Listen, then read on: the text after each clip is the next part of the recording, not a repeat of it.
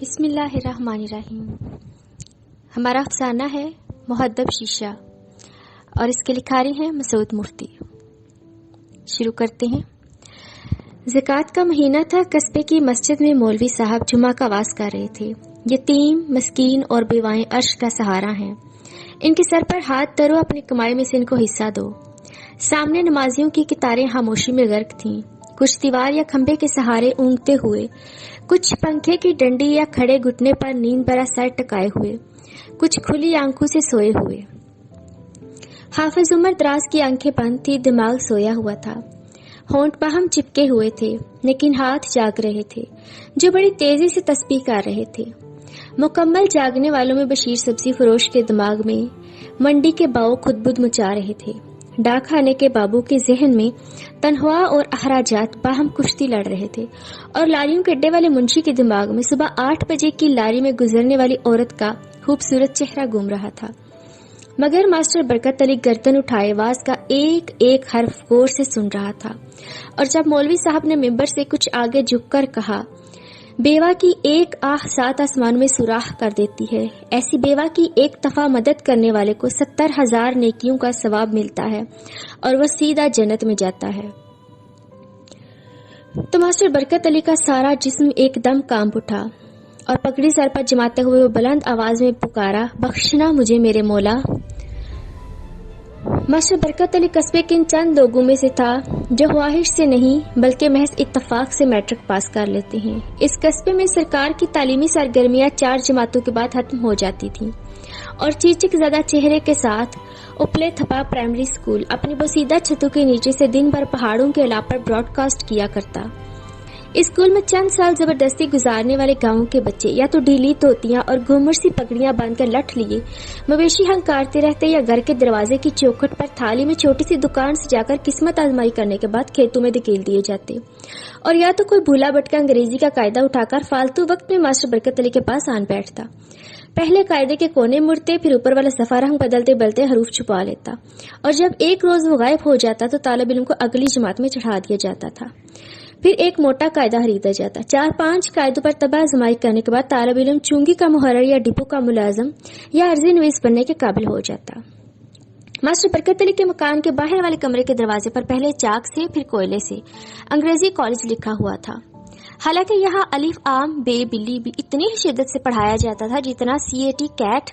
درجن بھر کے قریب طالب علم یہاں ہمیشہ رہتے تھے۔ جب چھٹیوں میں شہر جا کر پڑھنے والے طالب علم گاؤں آتے تو والدین ان کو بھی عارضی طور پر ماسٹر برکت علی کا شاگرد بنا دیتے تاکہ ان کی کمزور انگلش درست ہو سکے۔ فیس اور شاگردانہ خدمات سے ان کا گزارا اچھا چل جاتا تھا۔ ماسٹر برکت علی چھریرے جسم کا لمبا آدمی تھا، عمر 36 سال، لمبوترا سا دبلا چہرہ جس کے رخساروں کی جگہ 2 نمایاں گڑے قبل از وقت آنے والی جریوں کو ہضم کر رہے تھے۔ اونچی شفاف پیشانی کے نیچے 2 ذہین آنکھیں شفقت بھری مسکراہٹ سے لبریز رہتی تھیں۔ آنکھوں کے باہر کونوں میں سورج کی شعاؤں کی مانند باریک سلوٹیں تھیں جو ہنستے وقت بڑی نمایاں ہو جاتی تھیں۔ سیدھی ستما ناک، پتلے ہونٹ اور بشاش چہرہ، سر پر ہاکی کلاه کے گرد سفید ململ کی پگڑی جس کا شملہ کلف کی مقدار کے مطابق رکوع و سجود کرتا رہتا، دھاری دار قمیض اور ڈھیلی سی شلوار کے نیچے دھول سے اٹے ہوئے بوٹ جن کے کھلے ہوئے جبڑوں کو تہوار کے موقع پر تسمے سمیٹ لیتے، جو چند دنوں کے بعد اپنی موت آپ مر جاتے اور پھر برساتی مینڈکیوں کی طرح اگلے تہوار کو دوبارہ جنم لے لیتے۔ ماسٹر برکت علی لائق تو اتنا ہی تھا جتنا الماری میں گرد جمی کتابوں کے ڈھیر والا آدمی ہو سکتا ہے، لیکن اس کی شرافت اور نیکی کا قصبہ برمداح تھا۔ وہ زندگی کی سیدھی سڑک پر چلتا آیا تھا جس میں نہ کبھی موڑ آیا تھا نہ کھڈ، جس کے قریب نہ کبھی رومان کے چشمے پھوٹے، نہ جذبات کی دھوپ چھاؤں نے آنکھ مچولی کھیلی، نہ کبھی حالات کی کنکریاں چبھی، نہ قسمت نے روڑے اٹکائے۔ ایک دفعہ شادی ہوئی تھی تو 7 سال سے زندگی کے ڈگر پر چل پڑا تھا۔ جب سے اس نے قصص الانبیاء میں پڑھا تھا کہ قیامت کے روز بخشش کا سب سے آسان طریقہ خدا کے بندوں کی خدمت کرنا ہے، اس روز سے اس نے عہد کر لیا تھا کہ اپنی زندگی اسکول کے لیے خصوصاً اور خدمت خلق کے لیے وقف کر دے گا تاکہ لوگوں کو سدھار سکے۔ اس لیے بیوی کی وفات کے 7 سال بعد بھی اپنے آپ کو دوبارہ شادی پر آمادہ نہ کر سکا تھا، کیونکہ بیوی اس کے عہد میں حائل ہوتی۔ اس کے بعد تو وہ گھڑی کا پرزہ بنے گا۔ زندگی یکا یک معمول کے مطابق گزر رہی تھی، جیسے گاڑی اپنی پٹڑی سے بال برابر بھی ادھر ادھر نہیں ہٹتی۔ روزانہ صبح مسجد चाहते वो पहली सफ में मिंबर के करीब बैठा गुनगुनाते हुए दरूद शरीफ पढ़ रहा होता। कोशिश से मौलवी साहब के पीछे नमाज में जगह लेता ताकि तकबीर पढ़ने का मौका मिल सके। दुआ में सबसे बुलंद आमीन पुकारता। नमाजी चले जाते तो वो 100 मरतबा आयत करीमा का विर्द करता, महराब की हाक माथे पर लगाता और बाहर निकलने के लिए जूता चाटते हुए पुकार उठता, बख्शना मुझे मेरे मौला। बाद अज़ा इधर उधर थूकता हुआ दरूद ताज पढ़ते हुए घर लौटता। खिड़की में बैठकर कश्मीरी लकड़ी के रसल और साटन के नीले जुस्तान को चूमा कर माथे पर लगाता। कलाम पाक खोलकर सूरह यासीन और एक रकू की किरात नहायत इन्हमाक से करता। इसके बाद कीकर की ताज़ा मसवाक लेकर दरवाजे पर बैठ जाता और आह थू का शोर करते हुए हर आने जाने वाले को झुकी नजरों से या आंखों के कोनों से झांका करता। किधर चली हो मासी सवेरे सवेरे, वो हर गुजरने वाली बूढ़ी औरत से सवाल करता। बूढ़ियां भरे सरसों के खेत की मानत खिल उठती, दुआओं की कितार बखेर देती और फौरी मकसद के साथ साथ इसके मुतलका सब हालात का कच्चा चटा बयान करते हुए गली का मोड़ मुड़ जाती। कोई जवान लड़का इधर से आंखें मलता गुजरता तो मास्टर बरकत अली प्यार से फहमाइश करता, मियाँ और नहीं तो कम से कम सुबह नमाज ही पढ़ लिया करो, दिन को नेकी से शुरू हो। और लड़के अजीब अजीब बहाने तराशते गलियों की बगलों में घुसने की कोशिश करते गायब हो जाते। मसवाक करते करते सूरज की सुनहरी धूप रोशनदान तक उतर आती तो वो तौलिया सर पर डालकर पीपल के पत्ते में साबन की टिकिया उठाए कुएं की तरफ चलता। रास्ते में लोग इसे नहायत तपाक से मिलते, बाज ताजीमन खड़े हो जाते। कुएं पर औरतें एहतराम से सिर्फ चंद लम्हों के लिए दुपट्टे चेहरे पर खींच लेती और मास्टर बरकत अली मुंडेर पर बैठकर सबका खैर सलाह पूछता। बगैर तस्मों के बूट उतारकर शलवार घुटनों तक उठा लेता और हिदमते हलक के जज्बे से मजबूर होकर कुएं की चरही पकड़कर घड़े भरने लगता। गांव की औरतों को मास्टर की शराफत पर पूरा भरोसा था, इसीलिए वो बगैर किसी तकल्लुफ के पानी भरवा लेती। वो डोल अंडेलते वक्त सवाल जवाब भी करता जाता, क्यों जीना, अब तो तुम्हारा घर वाला इस कलमुही के घर नहीं जाता? मैंने समझाया तो बहुत था। नहीं भाई, अल्लाह तेरा भला करे, मेरा तो तूने घर बचा लिया। जीना घड़ा जमाते मुजस्सम में इनकिसार बन जाती। अब खर्चा ना दे तो मुझे बताना, ले उठा अपना गड़ा। और वो डोल का बाकी पानी अपने पाँव जोड़कर इन पर डाल देता। मासी, शेरों ने शहर से कोई खत लिखा या नहीं? वो एक पाँव से दूसरे की मैल रगड़ता हुआ पूछता और मासी गड़ा झूलता छोड़कर हाथ मलने लगती। ना बच्चा, कोई नहीं, फिक्र न कर, मैं अगले महीने शहर जाऊंगा तो अच्छी तरह खबर लूंगा इसकी। ए भला हो तेरा मेरे लाल, जरूर जाना और इससे कहना। और घड़ा भर जाता। लेकिन मासी के पैगामात जारी रहते, हत्ता कि शादो इसका गड़ा हटाकर अपनी गागर जमा देती। मास्टर बरकत अली खामोशी से पानी भर देता। वो जवान लड़कियों से ज्यादा बातचीत का कायल न था, लेकिन जब गागर उठाकर इसके सर पर रखता तो अजनबीयत मिटाने के लिए एक आध बात कर लेता। शादो बहन, अब तो शरफू काना सीटियां नहीं बजाता? और शादो गागर के गले में हाथ डालती हुई पल्लू मुंह पर रख लेती। नहीं वीर जी, तुमने तो इसे बिल्कुल सीधा कर दिया है। और मास्टर बरकत अली इन लोगों को बेनकद सुना डालता जो गांव की औरतों को माँ बहन नहीं समझती। और फिर आसमान की तरफ मुंह उठाकर पुकार उठता, बख्शना मुझे मेरे मौला, सबके हया कायम रख। औरतें पानी ले जाती तो वो लंगोट पहनकर नहाने लगता और साबन मलते मलते गुनगुनाता, मेरे मौला बुला लो मदीने मुझे। आटे की चक्की पर बैठकर सारा दिन गप लगाने वाले चंद मुफ्त होरे भी ऐन इसी वक्त नहाने आन टपकते ताकि मास्टर बरकत अली के साबन और तेल से फायदा उठा सके। नहाने के बाद मास्टर बरकत अली घड़े को साफ करके पानी से भर देता है ताकि परिंदे पी सके और खुद वापस चला जाता। वापसी पर मास्टर बरकत अली रास्ते में घरों को कभी ना भूलता। बाबा जलाल से इसकी बवासीर के इलाज के बारे में जरूर पूछता। तीसरे चौथे रोज जीवा दत्ती को इसके लड़कों के नाम चिट्ठी लिख कर देता। मंगनीशुदा लड़कियों के वालिदैन से गाहे बगाहे पूछता कि लड़की के जहेज के सिलसिले में अगर मदद की जरूरत हो तो वो इसे बताएं। कवारी लड़कियों के वालिदैन को वो तसल्लियां देता कि वो इसके होते हुए रिश्तों की फिक्र ना करें। सर्दियों में रंगू के दादा के लिए कभी कभार चाय का बंडल ही ले जाता ताकि इसकी गर्मी का सामान रहे। कभी किसी जगह सर पटोल हो जाता तो अपना फर्ज समझकर सुलह करा देता। गुज़श्ता 7 बरसों में अक्सर घरों का एक आध बच्चा इसका शागिर्द रह चुका था, इसलिए उस्ताद का रवायती एहतराम इसकी दखल अंदाजी को हमेशा खुश आमदीद में तब्दील कर देता। अपने बच्चों में मास्टर बरकत अली शागिर्दों का बहुत ख्याल रखता। हर माह फीस देने का वक्त आता तो एक दो शागिर्दों को खामोशी से रुपए वापस दे देता। जा बेटा ले जा, मुझसे क्या पड़ता, मैं जानता हूँ तुम पिछले महीने तुम्हारा हर्ष तंग रहा है। बच्चियों से अलबत्ता फीस कभी नहीं ली जाती थी क्योंकि लड़की किसी एक की नहीं सारे गांव की लड़की होती है। जुम्मा के रोज बेवाओं के मुतल्लक मौलवी साहब का आवाज सुनकर जब मास्टर बरकत अली बाहर निकला تو اپنی غفلت پر استغفار پڑھ رہا تھا کہ زندگی کتنے سال ہاتھ سے نکل گئے لیکن وہ کسی دکھیا بیوہ کا مداوا نہ بن سکا۔ برخلاف اس کے نامعلوم اس نے کتنی بیوہ عورتوں کا دل دکھایا۔ اس نے دل کو تسلی دینے کے لیے سوچا کہ پیشتر عزیز سے خدا کے نزدیک بیوہ کے درجہ کا علم بھی تو نہ تھا، اور وہ سر جھٹک کر پکار اٹھتا، توبہ میرے اللہ توبہ، مجھے بخشنا۔ پھر تھکی چال سے آگے چلتا گیا۔ گلی کے موڑ پر چند آوارہ بچے ایک کتے کی دم میں رسی باندھے تالیاں پیٹ رہے تھے۔ ماسٹر برکت علی نے ڈانٹا، کتے کو چھڑایا اور جس لڑکے کے ہاتھ میں رسی تھی اسے کان سے پکڑ کر ساتھ چلانے لگا۔ لڑکا ایک ہاتھ سے کان چھڑانے کی کوشش میں تھا، ساتھ ساتھ اچکتا ہوا چلا آ رہا تھا۔ کیوں بے، کس کا لڑکا ہے تو؟ سی اوئی جی نورا کا۔ لڑکا کان کے درد میں مبالغہ کرتا بولا، نورا؟ کون سی نورا؟ کہاں رہتے ہو؟ اوئی مر گیا جی، اوئی وہ ٹیلے پر، اس کی ایک آنکھ بند ہوئی جا رہی تھی، اور ماسٹر برکت علی کو خیال آیا کہ یہ وہی نورا ہے جس کا خاوند پچھلے سال ہیضہ سے مر گیا تھا۔ ماسٹر برکت علی اس کے حالات سے بے خبر تھا، پھر بھی اسے معلوم تھا کہ موت کے وقت متوفی کے جاننے والے نورا کی غربت کا ذکر بڑے ہمدردانہ انداز میں کیا کرتے تھے۔ کیا نام ہے تیرا؟ جی غفور۔ ماسٹر برکت علی نے اس کا کان چھوڑ دیا اور سوال کرنے لگا۔ اسے معلوم ہوا کہ غفور کوئی کام نہیں کرتا بلکہ گلیوں میں آوارہ پھرتا رہتا ہے اور اس کی ماں محنت مزدوری کر کے گزارا چلاتی ہے۔ ماسٹر برکت علی کی آنکھیں چمکنے لگی۔ گھنٹہ بھر پہلے کا سنا ہوا آواز اس کے کانوں میں گونجنے لگا۔ بیوہ کی مدد کرنے کا بہترین طریقہ اس کے آوارہ بچے کو سدھارنا تھا۔ اس نے بڑے پیار سے بچے کو ساتھ آنے کو کہا اور گھر چلا۔ لے غفورے، پڑھ تو بھلا کیا لکھا ہے میرے دروازے پر؟ غفور نے شرما کر سر جھکا لیا۔ جی میں پڑھا ہوا نہیں ہوں۔ اچھا کوئی بات نہیں۔ ماسٹر برکت علی ہندا پیشانی سے درگزر کرتا ہوا بولا۔ کمرے میں لا کر اس نے بلیک بورڈ کی طرف اشارہ کیا جس پر اردو کے ابجد لکھے ہوئے تھے، لیکن غفورہ وہ بھی نہ پڑھ سکتا تھا۔ ماسٹر نے ہنس کر ایک ہلکی سی چیز اس کے گال پر لگائی اور سر پر ہاتھ پھیرتا ہوا بولا، نالائق، 10 برس کی عمر میں اتنا بھی نہیں پڑھ سکتا۔ پھر اس نے چاولوں کی میٹھی پٹی سے کھانے کو دی۔ جب لڑکا کچھ گل مل گیا تو ماسٹر برکت علی نے اپنے باورچی خانے میں جا کر مونگ کی دال کا لفافہ خالی کیا اور پھاڑ کر ایک نئے قاعدے کا جزدان بنا ڈالا۔ آ غفور بچے، تجھے تصویریں دکھاؤں۔ غفور اب کافی بے تکلف ہو گیا تھا۔ وہ شوق سے ماسٹر کے قریب آن بیٹھا اور ماسٹر برکت علی سے آم، بلی، گدھے اور لنگور کی تصویریں دکھانے لگا۔ یہ تصویریں لوگے؟ اس نے پیار سے پوچھا۔ غفورے کی شرمائی ہنسی میں خواہش کروٹیں لے رہی تھی۔ یہ لو، شاباش۔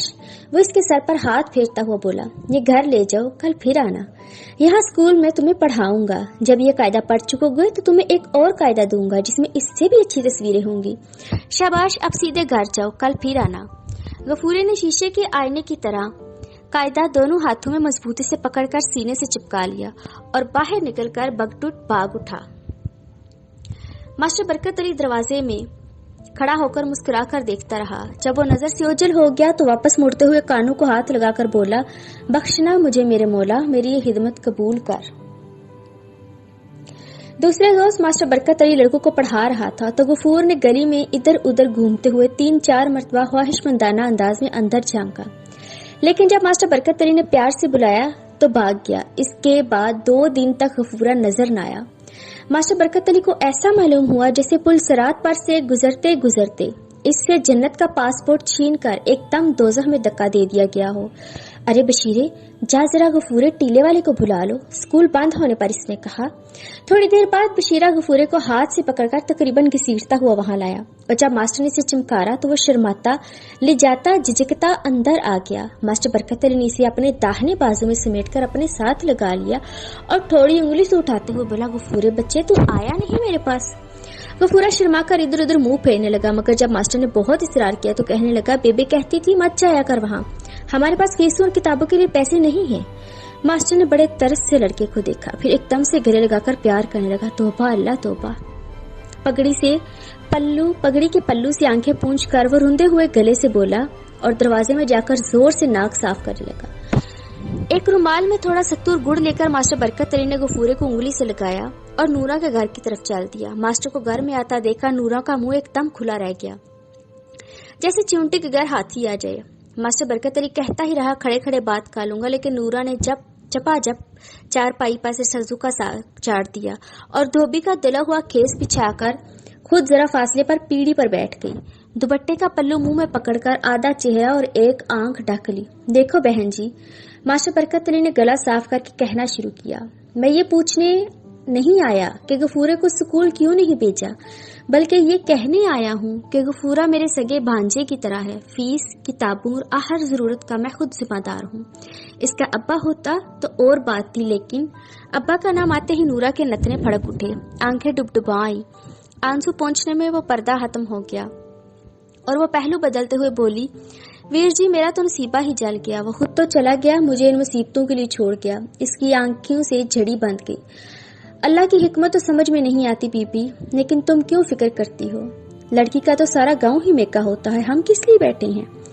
غفورے کا ابا اللہ بخشے میرا بھی جاننے والا تھا. اور پھر نورا خاوند کی موت کے بعد عزیزوں کا برتاؤ اور موت سے چند روز پہلے کی باتیں آنسوؤں کے تار اور ہچکیوں کے گھونٹ لے لے کر سناتی رہی. ماسٹر برکت علی خدا رسول صلی اللہ علیہ وآلہ وسلم حدیث، حکایتوں اور کہاوتوں سے اس کو تسلیاں دیتا رہا. بالآخر جب اٹھا تو نورا مسرور تھی کہ خدا نے ایک فرشتہ اس کی مدد کو بھیج دیا ہے. ماسٹر برکت علی مسرور تھا کہ اس بیوہ کی مدد کرنے سے اس کی عاقبت سدھر جائے گی. غفورے کے سر پر ہاتھ پھیرتے ہوئے اس نے ایک ٹکا دیا اور پھر سیدھا مسجد میں جا کر سجدہ میں گر پڑا اور رو رو کر خدا سے التجا کرتا رہا کہ وہ اسے ان کی سرپرستی میں ثابت قدم رکھے اور اس کے عوض روزے قیامت بخش دے. چند ماہ کے عرصہ میں غفورہ ماسٹر برکت علی کا شاگرد خاص بن گیا. چاک کا ڈبہ اور جھاڑن اس کی تحویل میں رہتا. ٹاٹ بچھانے، گننے، لپیٹنے اور بورڈ صاف کرنے کا وہ ذمہ دار تھا. طالب علموں کے لیے پانی کا گھڑا بھرنا اس کا فرض تھا. ماسٹر برکت علی کو پیاس لگتی تو وہ غفورے کو آواز دیتا. کنویں کے ٹھنڈے پانی سے حقہ تازہ کرنے اور چلم بھرنے کا حق صرف غفورے کو حاصل تھا. وہ خود بھی بہت سمجھدار اور باتمیز بچہ بن گیا تھا اور ساتھ ہی ساتھ الف عام بے بلی سے بڑھ کر وہ روٹی لائی ہے کس نے کھائی ہے تک جا پہنچا تھا. سیاہی میں رچڑی ہوئی انگلیوں سے تختی پر 100 تک گنتی بھی لکھ لیتا تھا. ٹین کی چیچک زدہ سلیٹ پر کئی بار تھوک رگڑنے کے بعد بڑی بڑی رقوم جمع بھی کر لیتا تھا. ماسٹر کے گھر کے اندر والے آلے میں مٹی کے پیالے میں اس کے لیے چاولوں کی پٹی ہمیشہ پڑی رہتی تھی. دوپہر کا کھانا وہ ماسٹر کے ساتھ کھاتا اور جب ماسٹر بال کٹواتا تو غفورے کے سر پر بھی چٹیل میدان بن جاتا جس پر وہ آم کی گٹھلی رگڑ کر خوب چمکا لیتا. اپنے گھر میں بھی غفورہ کافی سکھی تھا کیونکہ ہر مہینے ماسٹر برکت علی فیس اکٹھے ہوتے ہی شام کو چپکے سے جا کر نورا کو کچھ روپے دے آتا. فصل کے موقع پر جب شاگرد سے دانے وغیرہ لا دیتے تو کئی روز تک غفورہ چھوٹے چھوٹے تھیلے بھر کر لے جاتا. تہوار کے موقع پر غفورے کو نئے کپڑے ملتے اور نورا کے ہاں گڑ، شکر، چنے اور دالوں کی پوٹلیاں پہنچ جاتی. ماسٹر برکت علی بھی گاہے گاہے نورا کے گھر جا کر روزمرہ کے حالات سنوارتا رہتا اور نورا پورنم آنکھوں سے دعائیں دیتی دیتی بچ جاتی. ماسٹر برکت علی اس کے گھر سے نکلتا تو اکثر پکار اٹھتا، بخشنا مجھے میرے مولا. اب ماسٹر برکت علی کو نماز میں زیادہ مزہ آنے لگا تھا. صبح کھڑکی میں بیٹھ کر قرآن پاک کی تلاوت کرتا تو جھوم جھوم جاتا. واز میں مولوی صاحب اگر روزے محشر اگلے جہان کا ذکر کرتے یا سزا اور جزا کے متعلق خدا اور بندے کا خود ساختہ مکالمہ پیش کرتے تو ایک اطمینان بخش مسکراہٹ ماسٹر کے ہونٹوں پر کھیلتی رہتی، جیسے کوئی غریب بیوپاری مال کی قیمت پیشگی ادا کرنے کے بعد مطمئن سا نظر آئے. اس نے پکا فیصلہ کر لیا تھا کہ اب وہ شادی بالکل نہیں کرے گا بلکہ اپنے اخراجات میں 4-5 سال بچت کرنے کے بعد وہ حج کو جائے گا. اور اس عزم کو تازہ رکھنے کے لیے اس نے اپنے کمرے میں رسول کریم صلی اللہ علیہ وآلہ وسلم کے روزہ مبارک کی خوبصورت رنگین تصویر لگا دی جسے دیکھ کر وہ اپنے پروگرام کی کامیابی کے لیے دعائیں مانگا کرتا. ساتھ ہی ساتھ بچت کرنے کے لیے وہ اپنے رہن سہن میں بھی انتہائی کفایت چار ہو گیا. ایک روز ماسٹر برکت علی شام کے وقت نورا گھر سے نکلا تو گلی میں کوئی زور سے کھنکارا. ماسٹر نے مڑ کر دیکھا تو شرفو کانا سامنے بیری کے درخت کے نیچے کھڑا مسکرا رہا تھا. سلام علیکم ماسٹر جی. اس کی آواز میں شرارت ہمک رہی تھی. وعلیکم السلام. سنا بے شرفو کیا ہو رہا ہے؟ ماسٹر صاحب نے فطری خوش ہلکی سے کام لیا. بس بادشاہ مولا کی دنیا کے رنگ دیکھ رہا ہوں، اس نے طنز آمیز لہجے میں کہا اور ماسٹر برکت علی کچھ نہ سمجھتے ہوئے دل ہی دل میں اس کی چلبلی طبیعت سے لطف اندوز ہوتا چلا آیا. چند روز بعد ماسٹر برکت علی شہر جانے کے لیے لاری اڈے پر پہنچا تو وہاں منشی کے پاس شرفو کانا اور بلو جلاحہ بیٹھے تھے. دور سے ماسٹر کو آتے دیکھ کر انہوں نے ایک دوسرے کو کوہنیاں ماری اور شرفو کانا تالی بجا کر گانے لگا، یاریاں لائیاں نے اسی توڑ نبھاواں گے. ماسٹر برکت علی کے پہنچتے پہنچتے بس آ گئی اور وہ جلدی سے ٹکٹ خریدتے ہوئے اس کی طرف لپکا. اجلت میں اسے ایسا محسوس ہوا جیسے منشی نے کوئی بات زیر لب کہی اور باقی سب کہا لگا کر ہنسنے لگے. وہ مڑا لیکن کنڈکٹر بولا، شتابی آؤ ماسٹر جی، دیر ہو رہی ہے، اور وہ لپک کر بس پر جا چڑھا. اگلے دن شہر سے واپس آتے ہوئے جب وہ بازار سے گزرا تو بشیر سبزی فروش کی دکان پر بلو جلاحہ کھڑا مولیاں کھا رہا تھا. اس نے آہستہ سے کوئی بات بشیر کے کان میں کہی. وہ دونوں غور سے ماسٹر کی طرف دیکھنے لگے. جمعہ کے روز ماسٹر برکت علی نہا دھو کر مسجد کی طرف چلا. راستے میں آٹے کی چکی پر شرفو کانا اپنے بے فکرے دوستوں کے چکر میں لہک لہک کر گا رہا تھا اور باقی سب تالیاں بجا رہے تھے. मास्टर को देखकर बिल्कुल खामोशी छा गई। वो उसे मामूल के मुताबिक एहतराम समझता हुआ तमकनत से आगे गुजर गया, लेकिन अभी 10 कदम ही गया होगा कि शरफू काना सीने पर हाथ रखकर चिल्लाया, हाय हाय मेरा दिल गया। किसी ने मुंह में उंगली डालकर जोर से सीटी बजाई, कोई जबरदस्ती मसनूई खांसी खांसा और कोई पुकारा, हाय मेरे रांझे। फिर एक तवील कहकहा बरस पड़ा। मास्टर बरकत अली से लड़कों का बाहमी मजाक और फक्कड़पन समझते आगे निकल गया। 2-3 रोज गुजर गए। मास्टर बरकत अली चारपाई पर लेटा होकर के कश लगा रहा था। इतने में गफूरा रोता रोता स्कूल वापस आन पहुंचा। क्या हुआ बच्चे? मुझे शरफू ने मारा है, वो हिचकियां लेता हुआ बोला। अरे मास्टर बरकत अली उसका बैठ गया, क्यों मारा मेरे बच्चे को इसने? वो इसे पास पिटाते हुए पूछने लगा। वो कहता था ऊ तलाशी दो। तलाशी? मास्टर हैरान रह गया, कैसी तलाशी? हाँ खू वो कहता था तेरे मास्टर ने ऊ तेरी माँ के नाम प्यार का रुक्का बेचा होगा। मास्टर बरकत अली ऐसे तड़पा गोया इसका हाथ बिजली पर जा पड़ा है, और फिर वो एकदम सुन सा होकर रह गया। पत्थर के पुत की तरह वो चारपाई पर सीधा बैठ गया। फटी फटी आंखें ऐसे फैल गईं जैसे जंगल का एक वहशी शीश महल में आन पहुंचा हो, और इन आंखों से इसने शरफू काने की गुज़िश्ता दिनों की मुस्कुराहट को एक नई अंदाज में देखा, और फिर इस मुस्कुराहट के पीछे छुपा हुआ जिल्लत और बदनामी का एक सैलाब फनकारा। वो गफूरे को घसीटता हुआ बाजार की तरफ लिपका, जहाँ शरफू काना दही वाले की दुकान पर लस्सी पी रहा था। क्यों शरफू, तूने इस बच्चे से क्या कहा है? बड़ी मुश्किल जिसने अपने आप पर काबू पाते हुए कहा। शरफू की कानी आंख फड़क उठी। इसने मैनी हेज नजरों से दुकानदार की तरफ देखा और फिर बेशर्मी से हंस पड़ा। हे मास्टर जी, क्यों फिक्र करते हो तुम? वो तो जरा शुगल किया था, तुम अपना काम जारी रखो, मौला ने माल दिया है, हो बैश करो, हा हा हा। वो हंसने लगा, लेकिन कहकहा खत्म होने से पहले ही मास्टर बरकत अली गोंसू थपड़ू पर इससे टूट पड़ा। हरामजादे, झूठे, कज़ाब, कमीने, लफंगे, बेईमान। वो बारूद की तरह फट पड़ा। दोनों आपस में गुत्थम गुत्था हो गए। दही वाला दुकानदार सड़क से नीचे कूद आया। दूसरे दुकानदार तराजू हाथ में ली गर्दनें खींच कर देखने लगे। राहगीर और ग्राहक इधर उधर से भाग कर इकट्ठे होने लगे और दोनों को खींच कर अलहदा किया। शरफू काना नहायत गलीज गालियां बकता भागने की कोशिश कर रहा था। मास्टर बरकत अली हमक कर आगे बढ़ना चाहता था और बार बार कह रहा था, मुझे इस फितना पर्दाज को मजा चखाने दो। मास्टर बरकत अली का एहतराम लोगों के दिलों में गुस्सा हुआ था। लड़ाई की वजह मालूम किए बगैर उन्होंने शरफू काने पर लान तान शुरू कर दी, जिसने मास्टर बरकत अली जैसे शरीफ और नेक इंसान पर हाथ उठाया था। किसी ने पूछा, बात क्या हुई? तो मास्टर फिर आपे से बाहर हो गया। ये कमीना मुझ पर बुहतान तराशता है, मैं इसे ठीक कर दूंगा। मुंह धोकर रहो मास्टर, शरफू डीली लहजे में बोला। आया मुझे ठीक करने वाला, मैं बुहतान बांधता हूँ या तेरी कलई खोलता हूँ। और फिर शरफू ने गंदी गंदी गालियां देते हुए अपनी एक आंख नचा कर बुलंद आवाज में लोगों को बताया कि मास्टर बरकत अली ने छुप कर नूरा से नाजायज ताल्लुकात कायम रखे हैं और शरफू को दबाना चाहता है कि बात बाहर ना निकले। लोग एकदम खामोश हो गए। चांद एक ने फौरन यकीन कर लिया। चांद एक मास्टर बरकत अली के मुतालिक इस किस्म की चीज सोचने तक को गुनाह समझते थे। बाज ऐसे भी निकले जिसकी तायीद या तरदीद किए बगैर इस इल्जाम में दिलचस्पी लेने लगे। ये सब बकवास है, मास्टर बरकत अली चिल्लाया। मजमा जैसे एकदम होश में आ गया। बिन बिनाहट की एक लहर उठने लगी। मास्टर बरकत अली ऐसा आदमी नहीं शरफू, डाक खाने के बाबू ने कहा। जैसा तुम्हारा अपना दिमाग है वैसा ही दूसरे के मुतालिक सोचते हो। हद हो गई बाबूजी, शरफू तड़प कर बोला। मेरे साथ अभी मस्जिद चलो। मस्जिद में मैं कुरान उठाने को तैयार हूँ। मैंने नूरा और मास्टर बरकत अली को बगलगीर होते देखा है। वो अपनी बात रखने को झूठी कसम पर उतर आया। कसम का दावा सुनकर कई और लोग शरफू की बात पर ईमान ले आए।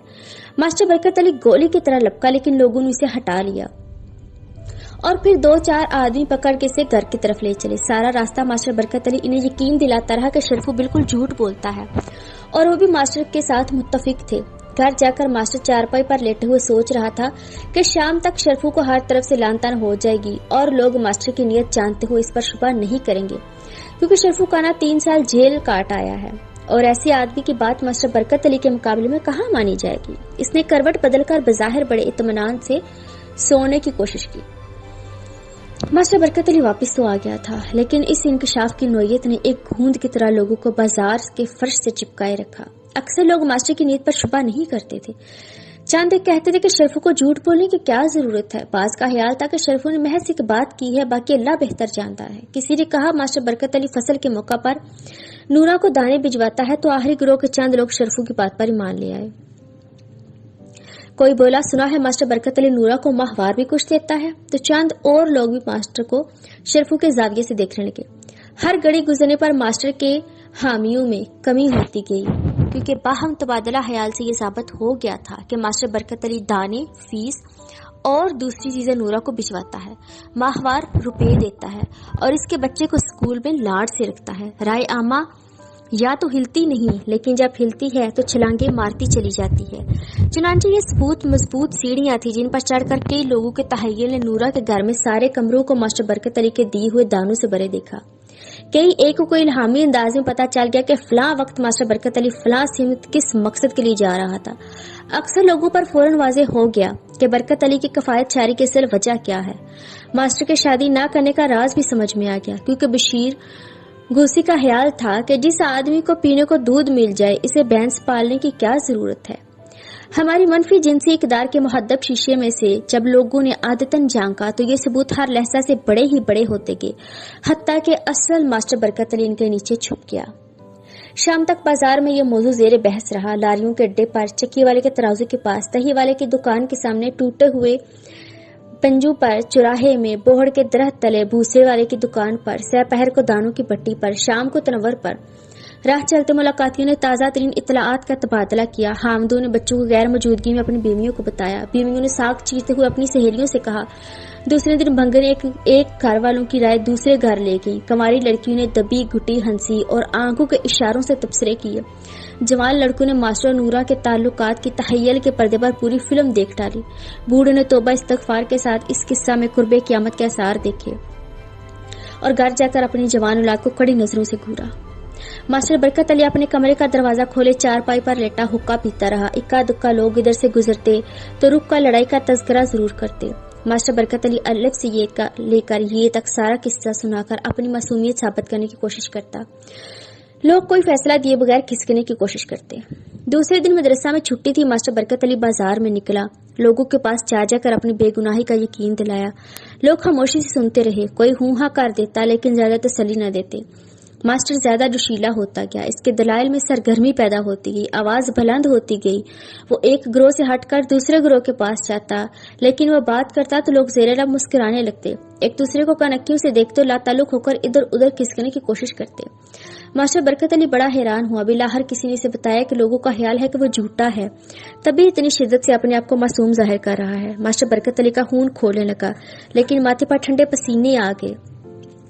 چکی کے پاس لوگوں کا گروہ کھڑا تھا۔ اس نے وہاں جا کر نہایت زور سے کہنا شروع کیا کہ شرفو افطرا پرداز ہے، وہ خود بالکل معصوم ہے، نورا سے اس کا کوئی تعلق نہیں، کبھی کبھار اسے بیوہ سمجھ کر، خدا کا حکم جان کر وہ اس کی مدد کرتا ہے، لیکن لوگ اسے اس دلیل پر ہنسنے لگے۔ انہوں نے آپس میں ٹھوکے دیے اور میں نے حیض نظر سے ایک دوسرے کو دیکھا۔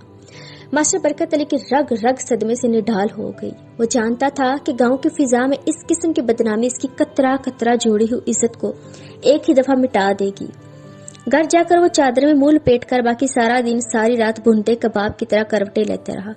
صبح مسجد میں جب جماعت کھڑی ہونے لگی تو امام نے ماسٹر برکت علی کے بجائے ایک دوسرے آدمی سے کہا، چلو شاہ جی تکبیر پڑھو، اور وہ تکبیر پڑھنے لگا۔ ماسٹر کا نماز میں بھی دل نہ لگا، وہ جلدی لوٹ آیا۔